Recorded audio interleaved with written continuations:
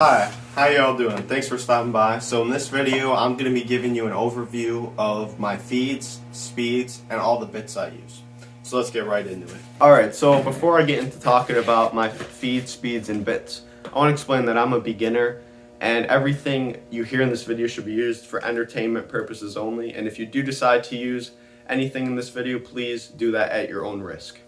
So I got most of my information in this video from a YouTuber called Cutting It Close. So he goes into a lot of detail about chip load, feeds, and speeds, but I'm just going to simplify that down for you to what works for me. So I've played around with it a little bit, but if you want to go calculate all that stuff out, you're more than welcome to. Check out his video.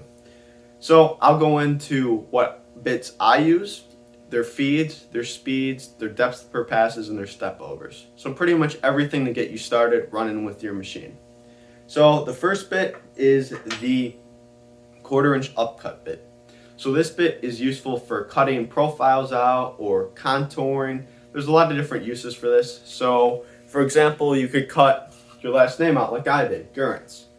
Or you can cut the letters out on a graduate sign.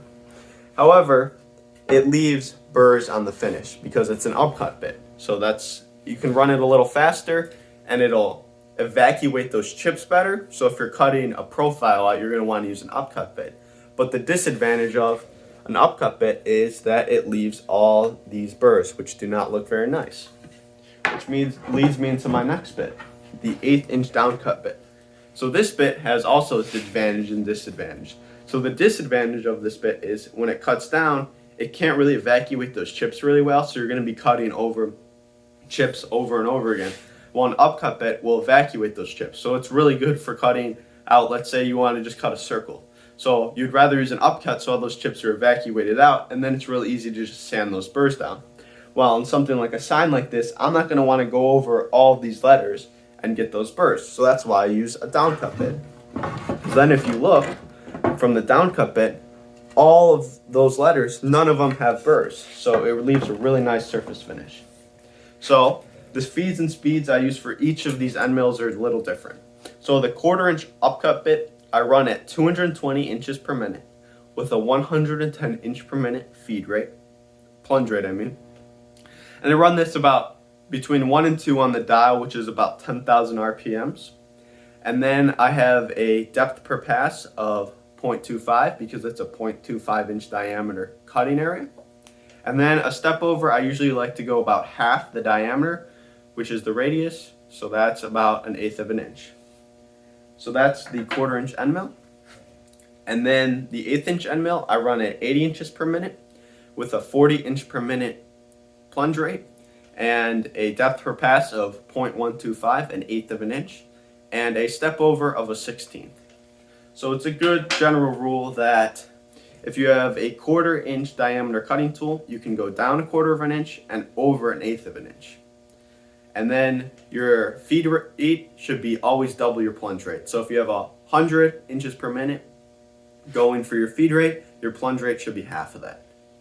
So if you want to, you can use those feeds and speeds that I just discussed.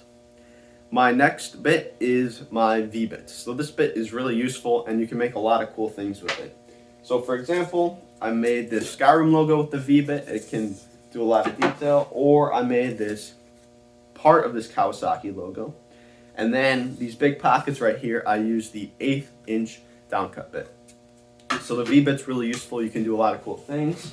So also you can do stars on a flag. I'm really passionate about making these, so I'm going to be able to start doing a lot of cool things with the Union. Then my next bit, so I run this bit at around the same thing between 1 and 2 of the dial, 10,000 RPMs. And this has a feed rate of 80 inches per minute with a plunge rate of 40 inches per minute. So that's the V-bit. And my last bit is the surfacing bit. So this has a cutting area of 7/8 of an inch, and this is really useful for surfacing a spoil board, or let's say you have a big live edge slab, you can surface that. So I run this about 250 inches per minute with a step over or with a plunge rate of 125 inches per minute. And this one you can run really fast because I'm only going to be cutting probably 50 thousandths off the top. I'm not going to be cutting the full diameter of this. So this is just used to barely scratch the surface, just so you get a nice, clean, level surface. So those are my 4 bits that I use with their feeds and speeds. If I wasn't clear on anything, just leave it down in the comments.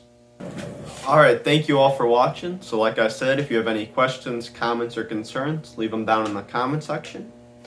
Stay tuned for my next video where I discuss my dust collection setup. Thank you all for watching. Please like and subscribe.